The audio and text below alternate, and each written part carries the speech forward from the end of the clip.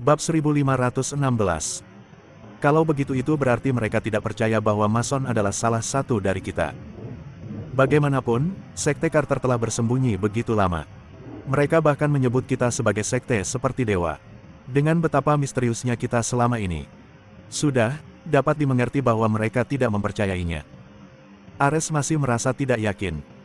Kurasa masih lebih baik jika kita berhati-hati. Mungkin kita harus melaporkan ini pada atasanmu. Mereka bisa menangani rahasia secara langsung. Penjaga pintu menggelengkan kepalanya dengan kecewa. Jadi ini semua keberanian yang dimiliki Ares dari rahasia. Kalian rakyat jelata sangat pengecut.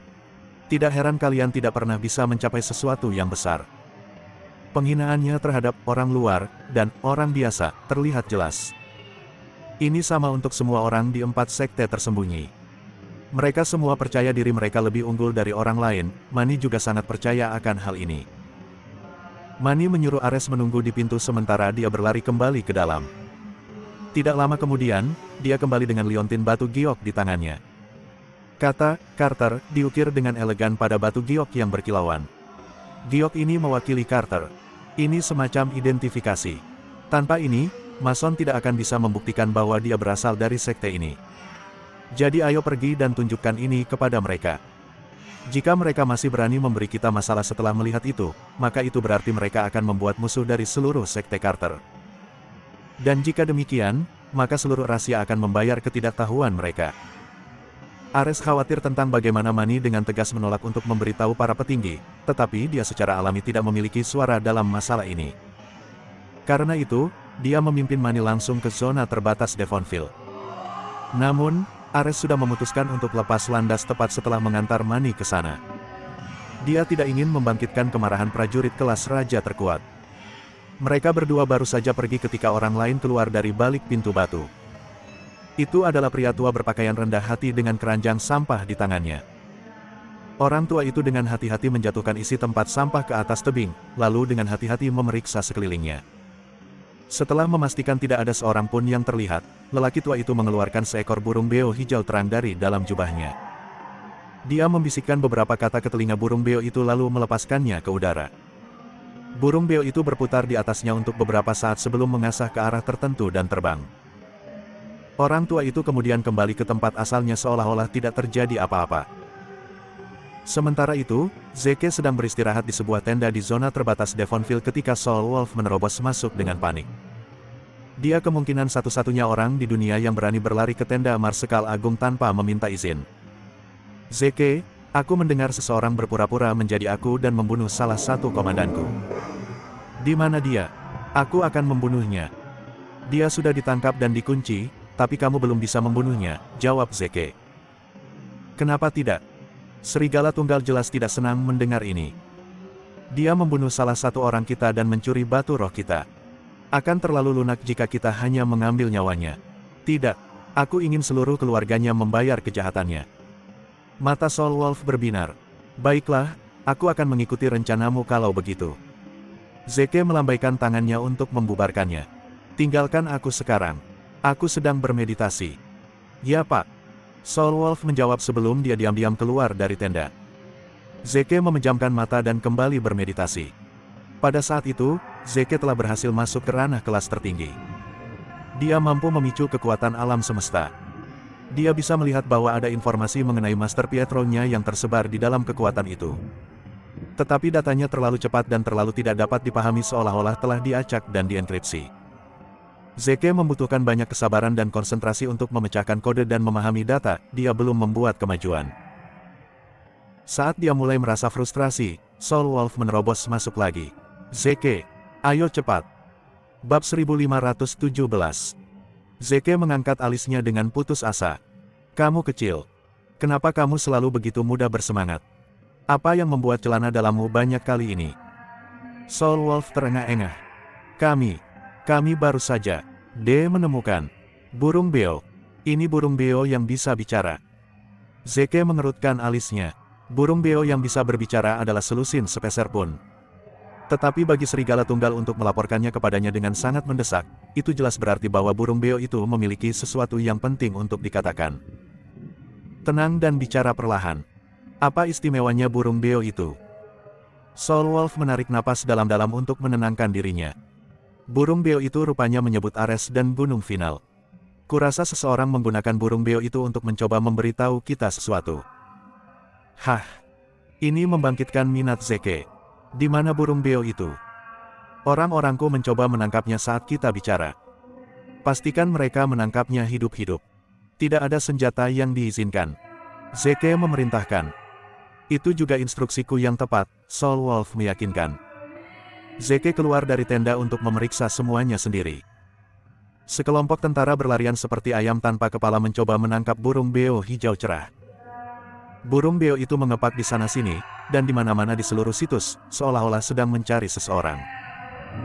Namun, saat Zeke keluar dari tenda, burung beo itu tampaknya mengunci sasarannya. Itu terbang lurus ke arahnya. Saat itulah Zeke menyadari bahwa burung beo itu mungkin telah mencarinya selama ini. Dia buru-buru melambaikan tangannya pada para prajurit yang menunjukkan agar mereka menghentikan semua upaya untuk menangkapnya. Seolah diberi isyarat, burung beo itu terbang ke Zeke, hinggap di bahunya. Khawatir burung beo itu akan terbang lagi, Zeke segera meraihnya dan membawanya kembali ke tenda. Para prajurit semua kehabisan lidah. Marsekal Agung kita benar-benar luar biasa. Bahkan burung dengan mudah menyerahkan diri kepadanya. Begitu mereka aman kembali ke dalam tenda, Zeke melonggarkan cengkeramannya pada burung beo. Itu tidak berusaha untuk terbang. Sebaliknya, ia mulai menyampaikan pesannya. Ares ada di Gunung Final. Ayo selamatkan dia. Ares ada di Gunung Final. Ayo selamatkan dia. Apa? Sebuah sentakan listrik mengalir melalui Zeke saat dia menamparkan meja dengan penuh semangat. Apa yang burung beo ini katakan, Zeke? Tanya serigala tunggal, bingung. Bukankah Ares di Tisleton Manor? Apa yang dia lakukan di Mount Final? Apa dia tertangkap oleh Sekte Carter? Lagi pula, itu hal yang bagus. Mereka bisa membunuhnya semauku. Kenapa kita pergi menyelamatkannya? Zeke melambaikan tangannya. Tidak, kamu salah paham, serigala tunggal. Serigala tunggal tidak bisa menahan kebingungannya. Bagian mana yang aku salah paham? Ceritanya panjang. Tapi aku sudah lama curiga bahwa Ares yang kita lihat sekarang palsu. Ares yang asli kemungkinan dikurung di suatu tempat oleh yang palsu ini. Soul Wolf memukul kepalanya saat bola lampu meledak di kepalanya. Kau benar. Kau tahu, aku juga curiga. Ares saat ini benar-benar berbeda dari yang kita kenal sebelumnya. Tapi karena tidak ada tanda sama sekali, dan wajahnya sama seperti dulu. Aku menepis anggapan ini. Kurasa intuisiku benar. Zeke melanjutkan, saat ini saya memiliki cukup bukti untuk membuktikan bahwa orang yang menyamar sebagai Ares tidak lain adalah Connor Black dari kediaman pangeran. Dialah yang mengunci Ares yang sebenarnya di Sekte Carter. Zeke mendengus jijik. Connor berkolusi dengan Sekte Carter untuk memenjarakan Ares, seorang adipati agung rahasia. Kedua belah pihak harus membayar mahal untuk ini. Soul Wolf dengan hati-hati mengangkat burung beo itu. Menurutmu siapa yang mengirim burung beo ini kepada kita? Mengingat Ares di penjara, aku ragu dia memiliki kesempatan untuk melatih burung beo untuk memberitahu kita tentang semua ini. Zeke menggelengkan kepalanya. Tidak. Seharusnya seseorang dari Sekte Carter. Dia dengan hati-hati meraih burung beo itu. Namun, begitu jarinya menyentuhnya, dia langsung diliputi oleh kehadiran yang familiar, tepatnya kehadiran Master Pietro. Bab 1518. Pemilik burung beo yang bisa berbicara bisa jadi adalah Master Pietro. Itu berarti dia juga berada jauh di dalam Sekte Carter. Jantung Zeke mulai berdetak kencang karena gagasan ini. Dia hampir tidak bisa menahan kegembiraannya. Dia telah mencari tuannya begitu lama, dan akhirnya, dia mendapat petunjuk. Pada saat itu, pikiran Zeke dipenuhi hanya dengan satu pikiran, untuk membantai jalannya melalui Sekte Carter dan menyelamatkan Master Pietro. Soul Wolf, kirim kabar ke Alpha Suicide Squad. Suruh mereka bersiap-siap untuk meluncur. Kita akan mengunjungi Sekte Carter sebentar, Zeke memerintahkan. Serigala tunggal masih merasa agak bingung. Dia tidak mengerti mengapa Zeke menjadi begitu marah tiba-tiba. Dia memandang Zeke dan bertanya, apa yang terjadi? Tuanku, Pietro White, sepertinya dipenjara di Sekte Carter, jelas Zeke. Serigala tunggal ini sangat mengkhawatirkan. Di penjara. Beraninya mereka memenjarakan mentor Marsekal Agung. Semua keluarga mereka pantas untuk dimusnahkan. Tapi, Zeke, Apakah kamu tahu di mana Sekte Carter berada? Pertanyaan itu menghantam Zeke seperti seember air dingin. Semua orang tahu keluarga Carter terletak di Gunung Final, tetapi daerah pegunungan itu luas dan luas. Selain itu, Sekte Carter sering disebut sebagai Sekte Dewa karena mereka selalu sangat sulit dipahami. Tidak praktis bagi mereka untuk masuk secara membabi buta dan mencari di mana-mana. Kepala Zeke berdenyut-denyut. Ayo kita temui Mason dan minta dia membawa kita ke sana. Tapi sepertinya dia tidak akan menurut, kata Soul Wolf. Kalau begitu kita hanya perlu membunuhnya. Ekspresi serigala tunggal berubah suram. Setelah mendengar apa yang ingin dilakukan Zeke, dia bisa tahu seberapa dalam pria itu peduli pada tuannya. Sementara itu, Ares dan Mani mendekati zona terbatas Devonville. Saat jaraknya sekitar 5 meter, Ares tiba-tiba berhenti dan menoleh ke arah Mani. Pak, saya punya saran, tapi saya tidak yakin apakah saya harus mengemukakannya. Silakan, kata penjaga pintu. Prajurit yang akan kita temui adalah seorang barbar. Dia mungkin tidak akan mau mengakui identitasmu sebagai anggota Sekte Carter dan malah mencelakaimu. Jadi, mungkin lebih baik jika aku tetap di sini dan menunggumu. Jika dia benar-benar mencoba sesuatu, aku bisa bergegas kembali ke Sekte tepat waktu untuk mendapatkan bantuan. Mani tertawa dingin. Kau takut dan ingin mundur, bukan? Wajah Ares berkedut karena malu. Apakah kamu tahu mengapa kamu orang luar menjadi sangat lemah dengan hanya beberapa prajurit kuat yang tersisa? Itu karena mereka semua pengecut sepertimu. Bahkan jika kamu mengumpulkan semua prajurit ini, mereka tidak akan cukup untuk mengalahkan satu pun Carter. Prajurit Sekte. Tapi, baiklah. Karena kamu takut, kamu bisa menunggu di sini. Aku akan pergi sendiri.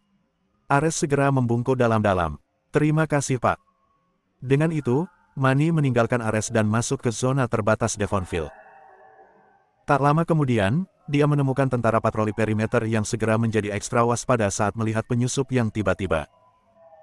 Komandan baru, yang merupakan seseorang yang memiliki cambang mencolok, berteriak, berdiri di sana. Ini adalah area terlarang. Personel yang tidak berwenang tidak diperbolehkan di sini. Segera pergi. Minggir dari jalanku. Kamu tidak punya urusan untuk menghentikanku, ejek Mani sambil terus berjalan ke depan. Cambang segera berteriak kepada anak buahnya, turunkan dia. Para prajurit bergerak masuk dan menempatkan diri mereka di depan Mani. Aku penjaga pintu Sekte Carter. Jika kamu menghentikanku, kamu berkelahi dengan Sekte Carter itu sendiri. Bahkan memusnahkan seluruh keluargamu tidak akan cukup untuk menebus kebodohanmu ini. Para prajurit menggigit bibir mereka untuk menahan diri agar tidak tertawa terbahak-bahak. Apa di bumi? Seorang penjaga pintu di sini menjalankan mulutnya pada kita. Apakah dia tidak tahu bahwa Marsekal Agung baru saja melumpuhkan murid Sekte Carter? Namun penjaga pintu di sini sendirian. Para prajurit berdiri kokoh di tempat mereka, menghalangi jalan Mani. Bab 1519. Segera pergi. Atau kita harus menggunakan kekerasan. Mani menghela nafas lagi. Kamu rendah. Kamu jelas belum pernah mendengar tentang kami Charters. Kamu tidak tahu kekuatan yang kami miliki. Biarkan aku begini. Aku akan membunuh semua orang yang menghentikanku hari ini, dan aku bahkan tidak akan berkedip ketika melakukannya. Mani terus mendorong ke depan sementara para prajurit berdiri teguh di posisi mereka. Namun, Mani adalah seorang prajurit Archduke. Meskipun dia hanya memiliki peringkat perunggu, yang terendah di kelas Archduke, dia masih jauh lebih kuat daripada rata-rata prajurit di depannya.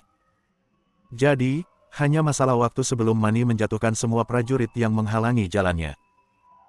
Semua dari mereka terluka parah, dan satu bahkan terluka parah. Cambang melihat bahwa Mani akan menerobos pertahanan mereka, jadi dia dengan cepat mengambil senjatanya dan tanpa ragu menembakkan tembakan ke si penyusup. Mani dengan tangkas menghindarinya. Bajingan, beraninya kau menembakkan pistol ke arahku. Aku akan membunuh kalian semua. Sebenarnya, setelah dipikir-pikir, apakah pemimpin Anda keluar dan menemui saya? Saya akan memaksa pemimpin Anda untuk berlutut di depan saya dan memohon pengampunan saya. Hanya dengan begitu kemarahan saya dapat diredakan. Cambang tahu bahwa Mani lebih dari yang bisa dia tangani, jadi dia segera mengirim seseorang untuk memberitahu Marsekal Besar. Pada saat yang sama, Zeke berada di dalam mausolem kekaisaran mencoba memaksa Mason untuk membawanya ke Sekte Carter. Namun, Mason dengan keras kepala menolak untuk mematuhinya. Zeke praktis gila. Siapa yang tahu apa yang akan dia lakukan jika aku membawanya ke Sekte Carter? Zeke mungkin tidak bisa menghancurkan sekte tersebut, tapi dia masih bisa menyebabkan sakit kepala yang cukup besar. Mason sendiri kemudian akan dianggap sebagai pengkhianat, dan sekte itu pasti akan menghukumnya. Dia hanyalah seorang murid belaka. Sekte Carter tidak terlalu menghargai hidupnya, mereka kemungkinan akan membunuhnya tanpa berpikir dua kali. Saat pikiran-pikiran ini melintas di benaknya, seorang prajurit berlari dengan histeris. Marsekal hebat. Seorang pria yang mengaku sebagai penjaga pintu Sekte Carter mencoba masuk tanpa izin. Dia seorang prajurit Archduke, jadi kita tidak bisa menangkisnya. Mata Zeke langsung berbinar. Betapa beruntungnya. Di sini saya khawatir tidak menemukan jalan ke Sekte Carter, dan penjaga pintu mereka datang tepat ke depan pintu kami. Dia praktis menyerahkan dirinya di atas piring perak. Zeke dengan cepat membentuk sebuah rencana di benaknya. Dia menoleh ke tentara yang berlari dengan berita itu. Pergi bertanya. Tidak, undang penjaga pintu masuk. Hah? Prajurit itu berdiri membeku sesaat, bertanya-tanya apakah dia salah dengar. Marsekal hebat, apakah Anda? Apakah Anda baru saja mengatakan bahwa kita harus mengundangnya masuk? Zeke menyipitkan matanya sedikit. Kenapa kamu masih berdiri di sini? Pergi. Prajurit itu berlari keluar dengan tanda tanya besar terlukis di wajahnya. Dia tidak bisa memikirkan apa yang baru saja terjadi. Marsekal besar baru saja melumpuhkan murid Sekte Carter tanpa ragu-ragu sebelumnya, namun dia sekarang benar-benar menghormati penjaga pintu yang kurus. Heck, dia bahkan menggunakan kata, undang. Zeke menoleh ke Soul Wolf. Soul Wolf, aku akan pergi dengan penjaga pintu ke Sekte Carter dan mencari tahu lokasinya. Mintalah keserakahan Serigala dan pasukannya bersiap-siap untuk menyerang Sekte atas perintahku. Serigala Tunggal mengangguk. Ya, Pak. Alpha Suicide Squad sudah siaga dan siap untuk terjun ke medan pertempuran. Ketakutan membanjiri wajah Mason. Dia menyimpulkan dari percakapan mereka bahwa Zeke berniat menggunakan Mani untuk mengetahui lokasi tepatnya Sekte Carter. Itu tidak dapat disangkal akan membawa kehancuran pada Sekte. Dia meraung pada Zeke, berharap cukup untuk mengintimidasi dia untuk membatalkan rencananya. Itu ide yang buruk, Zeke. Seperti yang bisa kau lihat, bahkan penjaga pintu Sekte Carter adalah dari kelas Archduke. Kami prajurit Archduke yang tak terhitung jumlahnya, bahkan jumlah prajurit kelas raja yang kami miliki ada dalam 2 digit. Dan jangan lupa tentang kepala sekte, dia adalah prajurit kelas tertinggi.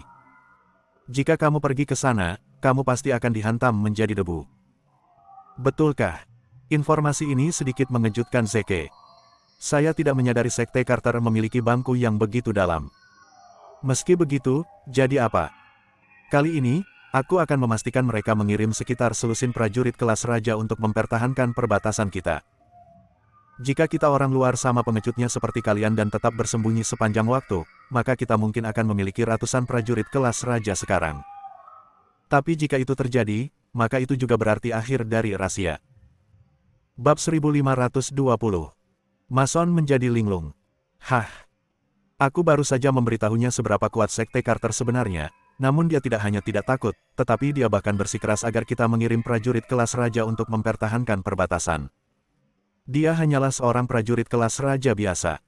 Bagaimana dia bisa begitu berani? Kecuali dia sudah melampaui kelas tertinggi. Tidak, itu tidak mungkin. Prajurit di luar semuanya bodoh tanpa otak.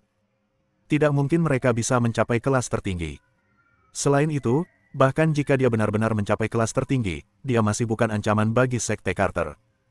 Lagi pula, kami memiliki lebih dari satu prajurit kelas tertinggi di antara kami. Tiba-tiba, Mason melihat Soul Wolf berjalan ke arahnya. Hal berikutnya yang dia tahu, Soul Wolf telah menendangnya dengan keras, menyebabkan dia kehilangan kesadaran. Zeke, pria ini mungkin sangat baik memperingatkan penjaga pintu tentang kita yang ingin menemukan Sekte Carter. Jadi aku menjatuhkannya untuk berjaga-jaga. Zeke tahu bahwa tendangan Soul Wolf sangat kuat. Yang terakhir mungkin ingin melampiaskan amarahnya. Tidak lama kemudian, Mani muncul. Dengan dadanya yang menonjol dan hidungnya menghadap ke atas, Mani mengamati seluruh area. Siapa yang terkuat dari kelas raja yang ada di sini menjaga tambang batu roh? Majulah dan panggil aku. Zeke menatapnya dengan ekspresi kosong dan menjawab, ini aku. Siapa kamu hingga menyebabkan keributan di zona terbatas Devonville?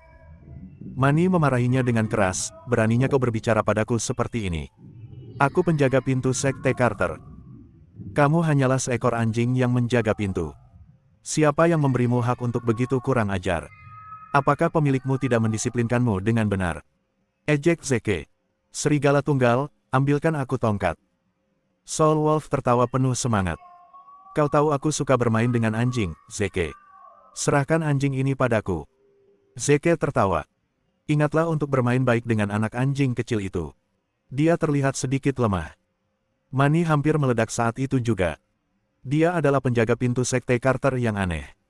Di dunia luar ini, dia adalah seseorang yang pantas untuk sangat dihormati dan dimuliakan. Bahkan para bangsawan dan bangsawan harus ekstra hati-hati di sekitarnya agar mereka tidak menyinggung perasaannya. Namun dua pria di depannya sekarang mempermalukannya dengan nama dan bahkan memanggilnya lemah. Tidak mungkin dia akan menerima pelecehan semacam ini dengan berbaring. Mani berteriak dengan marah. Dengarkan baik-baik. Aku dari Sekte Carter. Bahkan seekor anjing dari Sekte Carter lebih berharga daripada nyawamu yang rendah. Kamu seharusnya berlutut saat kamu melihatku. Namun kamu berani menjalankan mulutmu dan memuntahkannya. Hinaan. Bodoh. Kalian semua pantas mati, dan keluargamu akan mati bersamamu untuk membayar penghinaanmu. Demi rencananya, Zeke hanya bisa menekan amarahnya dan menghentikan dirinya dari meninju si idiot. Yang paling dia benci adalah betapa sombong dan egosentrisnya Sekte Carter. Jika rahasia tidak menawarkan mereka sumber daya setiap tahun, mereka pasti sudah mati kelaparan sejak lama. Apa? Kami seharusnya mempercayaimu hanya karena kamu bilang kamu berasal dari Sekte Carter. Orang ini bahkan bersikeras bahwa dia adalah murid Sekte Carter. Benar-benar omong kosong yang ternyata. Perasaan lega menyelimuti Mani. Deduksi saya benar. Mereka hanya menyerangnya karena mereka tidak percaya dia salah satu dari kita. Mani mengungkapkan liontin giok dan mendorongnya ke wajah mereka. Buka matamu dan perhatikan baik-baik. Liontin batu giok ini melambangkan Sekte Carter. Hanya mereka yang ada di sekte itu yang boleh memilikinya. Baik Mason Carter dan aku milik Sekte Carter. Apa? Zeke tidak bisa menahan kejutannya. Kamu benar-benar anggota Sekte Carter. Mani mencibir padanya dengan angkuh. Merasa sedikit terintimidasi, ya. Sekarang, berlututlah dan nyanyikan pujianku. Jika kamu cukup menyenangkanku, mungkin aku akan menyelamatkanmu dari hidupmu. Serigala tunggal menjadi marah. Kamu bajingan. Berlutut di depanmu. Biarkan aku memotongmu menjadi potongan-potongan kecil dulu. Tutup mulut kotormu. Kamu sudah tahu identitasku, tapi kamu masih memilih untuk menghinaku. Sepertinya aku harus mengulitimu hidup-hidup, gerutu Mani. Soul Wolf membalas, serius. Apa itu Sekte Carter? Aku bahkan belum pernah mendengarnya sebelumnya. Dan asal tahu saja, aku akan mengulitimu terlebih dahulu.